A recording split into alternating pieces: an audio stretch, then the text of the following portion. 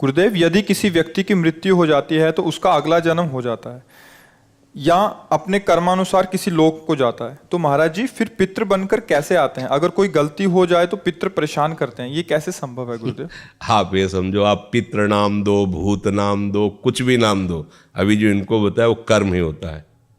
हमारा कर्म ही होता, कोई हमको परेशान नहीं कर सकता। कोई देवता, कोई भूत, कोई प्रेत, कोई पितर, ये बात गांठ बांध लो, कोई तांत्रिक, कोई सिद्ध। यदि मेरा कर्म गलत नहीं है तो विश्व ब्रह्मांड में किसी की ताकत नहीं है कि वो हमको दंड दे सके, क्योंकि सबका शासन करता भगवान है, ईश्वर है। अगर कोई अपने तप का प्रभाव भी करना चाहे, मान लो तपस्वी है, तो बीच में आके खड़ा हो जाएगा, बिल्कुल वो भजन नहीं करता पर वो निष्पाप है, उसने अपराध नहीं किए, तो किसी न किसी रूप में भगवान आके खड़े हो जाएंगे, उसकी रक्षा कर लेंगे। इसीलिए उनका एक नाम है ईश्वर। संपूर्ण जीवों का शासन उनके हाथ में है और सब जगह विराजमान है। यार मैंने तो भगवान को पुकारा ही नहीं, लेकिन मेरा सब काम बन गया। ऐसा फंस रहा था, ऐसा गिरने वाला था कि मर जाते, ये लोग फंसा लेते। ऐसा कौन बचाया? तुम्हारे अच्छे कर्म, तुम्हारे अच्छे कर्म है, बुरे कर्म नहीं। मैं तो फूंक फूंक कर पैर धर रहा हूं, जब से मुझे होश, कोई गलती नहीं हुई हमसे। हमारी दुर्दशा लोग कर रहे हैं, हमारी दुर्दशा इससे हो रही, उससे, कोई दूसरा नहीं है। बोले तुम्हारे कोई चक्कर है, ऊपरी चक्कर है, लोग ऐसे कहते हैं। वो अरे ऊपरी और भीतरी, केवल तुम्हारे कर्म का चक्कर है, दूसरा कोई नहीं है। वही कर्म भूत बन करके तुम्हें सताएगा, वही कर्म पितर बन करके, वही कर्म ग्रह बन करके सताएगा, कोई नहीं सता सकता। जो पे कृष्ण चरण मन अर्पित तो कर हैं का नवग्रह रंग, रंग माने भिखारी। ये भिखारी नवग्रह तुम्हारा बाल बांका भी नहीं कर सकते यदि कृष्ण चरणारविंद में चित्त लगाए हो। और सब ग्रह तुम्हारे अनुकूल है और प्रभु से तुम विमुख हो तो कोई तुम्हारी रक्षा नहीं कर सकता, तुम्हारे कर्म तुम्हें नष्ट कर देंगे। ये सिद्धांत सबकी समझ में नहीं आता है। अगर समझ में आ जाए तो भूल जाओ कि कोई पितर है, कोई भूत है, कोई प्रेत है। वही है, वही, दूसरा कोई नहीं है। वही तुम्हें दंड देने के लिए कभी भूत बन जाते हैं, कभी मृत्यु बन जाते हैं, कभी नाना प्रकार की घटनाएं बन जाते हैं। और इसीलिए उनका भजन करोगे तो असली रूप में आपको मिलेंगे प्रेमानंद स्वरूप, महान सौंदर्य समुद्र, करुणा समुद्र। वही नहीं कहते जो विमुख है, अधर्माचरण करता है, उसके लिए मैं काल रूप भयंकर हूं। भगवान ही कह रहे, मैं उसके लिए भयंकर रूप हूं। देखो, भगवान का ही एकमात्र स्वतंत्र साम्राज्य है, वही बनने वाले, वही बनाने वाले हैं। बस सावधान होकर उनका भजन करो, कोई कुछ नहीं कर सकता। जब आप मान्यता करोगे कि पितर हैं, भूत हैं, तो उस रूप में मिल जाएंगे। जाकी रही भावना जैसी, वो आप बिल्कुल मान्यता हटा दो कि जो भी नाम रूप है हमारे प्रभु के ही हैं। हाँ, जो हमसे गलती हुई वो हम गलत हैं, हमसे पाप हुआ, हमसे अपराध हुआ, पर स्वामी हे नाथ आप कृपा करके क्षमा करो, कोई कुछ सता नहीं। देखो, किसी का अटैक जो होता है ना, हमारे तन पर होता है, हमारे मन पर होता है। देखो ना, मतलब कोई एक्सीडेंट हुआ तो तन पर हुआ, कोई ऊपरी चक्कर जिसे कहा जाता है वो मन पर होता है, भूतावेश, कोई भी आवेश मन पर। तो ये तन मन जब तक तुम अहंकार में हो तभी तक पीड़ा दे सकते हैं। अगर भगवान को समर्पित कर दिए, अब किसी की ताकत है?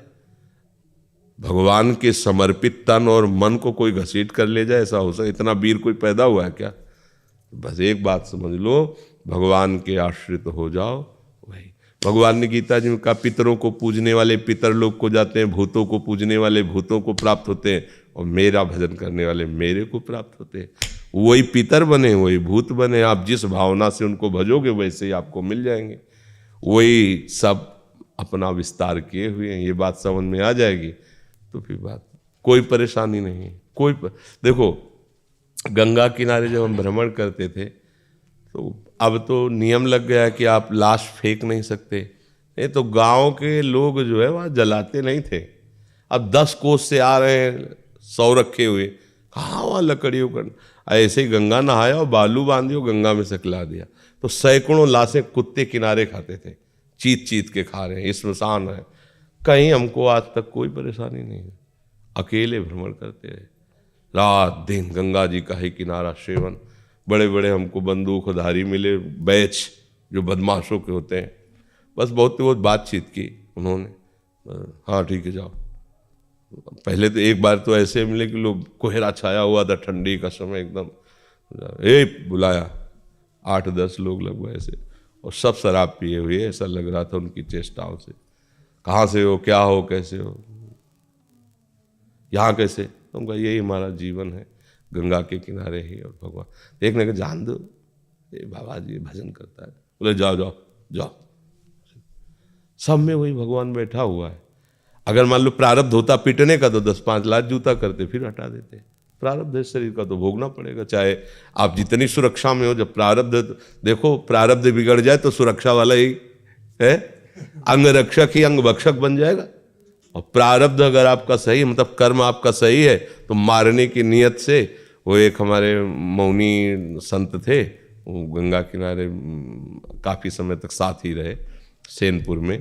तो वो एक दिन घटना बता रहे थे कि हम किनारे किनारे भ्रमण कर रहे थे और वो मौन बोलते नहीं थे। तो बोले एक अन्य धर्मावलंबियों का नगर था जो विरोधी हिंदू धर्म के हैं, उनके मतलब कई लोग लड़के ऐसे मनोरंजन कर रहे, उन्होंने देखा बाबा जी और शाम का समय था, बोले चलो इसे मारा जाए। उनका मनोरंजन है, जब उनको पशु पक्षियों को काटने में कोई हिचक नहीं, तो बाबा जी काटने में क्या हो। तो बुलाया, और तो उन्होंने मन में सोच लिया कि अब हमारा हो सकता है आज अंतिम दिवस हो। बिल्कुल मौन शांत रहते, भगवान का एकदम तन्मयता पूर्वक ध्यान, हो सकता है ये लोग मार दें। संत सब बात में तैयार रहते हैं कि भगवान का पता नहीं क्या विधान है। तो एक ने कहा यार तुम मार नहीं सकते इसको, उन्हीं की आए सब उसी से, तुम मारोगे नहीं इसे। बोले क्यों, तुम्हारा रिश्तेदार लगता है? बोले तुम्हारा कुछ बिगाड़ा नहीं, कुछ बोल नहीं रहा तो तुम मारोगे क्यों? बोले हिंदू बाबा जी इसलिए मारेंगे। बोले मार के दिखाओ तुम।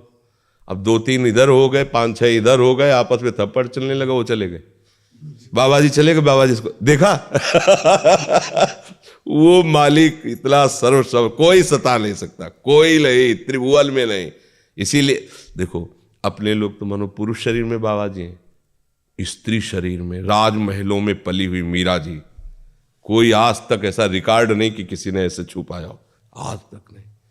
वो कई बार हमने गंगा यमुना बाई का चरित्र सुनाया है कि अकबर सम्राट का भांजा जो है ना, वो यहाँ का अधिकारी था आगरे का, वो यहाँ आया, देखा कि अब जो ब्रह्मचारिणी है पवित्र, तो उनका तेज और सौंदर्य एक अलग ही होता है। वो देखकर लुभायमान हो गया और कहा जितना भी भेंट चाहिए इसको दो, और हमारे मैल। बोले भेंट वाली नहीं, ये तो प्रभु का भजन करने वाली भगवान की भक्ता है, ऐसा सोचिएगा भी नहीं। पर वो अन्य धर्मावलंबी भी था, उसको इस बात का महत्व भी नहीं था, क्योंकि राजमद था भाई, सम्राट पद पे उसका रिश्तेदार बैठा हो तो काहे को दबेगा, वो यहाँ का अधिकारी खुद है, आगरा मंडल का वो। तो उसने 2 वैश्याओं को बुलाया और कहा किसी भी तरह इसको हमारे पास लाओ। बाई जी सीधी सादी थी, वो साधु बन करके आई, वो बातचीत ऐसे साजे से संत करते हैं, वो बहुत चतुर थी कैसे फंसाना है। 10-20 दिन लगातार आई और खूब भगवान की चर्चा सुनी, बड़ा ऐसा, और प्रणाम करके। और वो सरल हृदय, संत हृदय, विश्वास ही हमारा साधन है। हम लोग थोड़ी संशय करते हैं कि पता नहीं चल कर रहा है कि आप हाथ जोड़े तो लगा भगवान का निज जन है। वैसे ही 2 दिन फिर नहीं आई, तीसरे दिन फिर आई, तो स्वभाव बनता है कि भाई 2 दिन आप बीमार थी क्या, क्यों नहीं? तो उनका हमारे एक बहुत बड़े संत आए हैं, उनकी सेवा में हमारी तो इच्छा है आप भी दर्शन करें। तो उनका नहीं, हमारे तो वृंदावन में प्रभु के दर्शन हमें के। बोले नहीं हमारी इच्छा है एक बार उन संत के तो उन्हें लगा कि चलो भाई संत दर्शन की कहे तो मथुरा कोई दूर थोड़ी है, चलो भाई कराती है, सखी है, रोज सत्संग में आती है हमसे, चली गई। जब वहाँ गई तो महल, तो उन्होंने सोचा संत है, चाहे महल में रखो चाहे झोपड़ी, हो सकता है कि ऐसा। तो अंदर जेवी दरवाजे की दोनों दरवाजा बंद कर देखा, वो हसन बेग दो अजीज बेग क्या उसका नाम था, वो सामने उन्होंने देखा इसकी तो काम दृष्टि है और ये तो मुझे फंसाया गया है। उनका दूर रहना, एक कदम भी आगे मत बढ़ना, इसी में तुम्हारा मंगल है, हम तुम्हारा मंगल चाहते हैं। वो काओ ये भाषा है क्या समझने वाला, जो कुआ मदान मदना तुरुआ, कामी पुरुष कभी ये नहीं देखता कि धर्म क्या है अधर्म क्या है, परिणाम क्या होगा, कामी पुरुष नहीं देखता, क्योंकि कामना में अंधा हो जाता है, बेटी है कि बहन है कि क्या है ये सब भूल जाता है। कोआ मदांधो मदना तुरुआ, अंधों में अंधा कौन, बोले जिसको काम। अब वो तो वैसे ही आगे बढ़ा, बस वो श्री हरिवंश श्री हरिवंश श्री हरिवंश से आंख मूंद करके प्रभु का भयंकर सिंह प्रकट हो गया उसी बीच में। वो लिखा हुआ है रसिकल निवाल, और पैजामा गीला हो गया, मूर्छित होके गिर पड़ा। और बाई जी का शरीर वृंदावन में, भगवान कर तुम बिना विमान के एक क्षण में वृंदावन में। उन्होंने आंख खोल के देखा अपनी कुटिया में बैठी हैं, तो उन्हें कोई आश्चर्य नहीं हुआ, क्योंकि सर्वाश्चर्य में भगवान है। अरे यहां से साड़ी नहीं खत्म हो पाई, 10,000 के हाथियों का बल रखने वाला मूर्छित होके गिर गया। यहां से द्रौपदी जी के भगवान वस्त्र ही बन के विराज, भगवान है। बाद में चरणों में गिरा के बड़े एक भरोसा बस। तो कोई फिर, और ऐसे तो कितना दुख है। आप देखो ना, कि पूरा जीवन शांति, ये सब भूत ही तो लगे। अरे सबसे बड़े भूत ये पंचभूत, 5 भूत इनको नहीं कहते, ये पंचभूत है। यही हमें तो सब काम, कोई है मंत्र तंत्र इन पंचभूतों से हटा दे। देखो कितना हमें फंसा लिया पंचभूतों ने। ये 5 भूत है, ऐसा फंसा लिए कि बार बार जब से प्रभु से बिछुड़े इन्हीं भूतों के चक्कर में जन्म मरण हो रहा है हमारा। एक बार भगवान का आश्रय लेकर भजन करो, कोई तुम्हें, हरि स्मृति सर्व विपद विमोक्षणम, ये भगवान व्यास देव जी के वचन। हरि स्मरण समस्त विपत्ति, समस्त विपत्तियों से मुक्त करने की सामर्थ्य रखता है। बस ये कि हम लोग हरि स्मरण करें।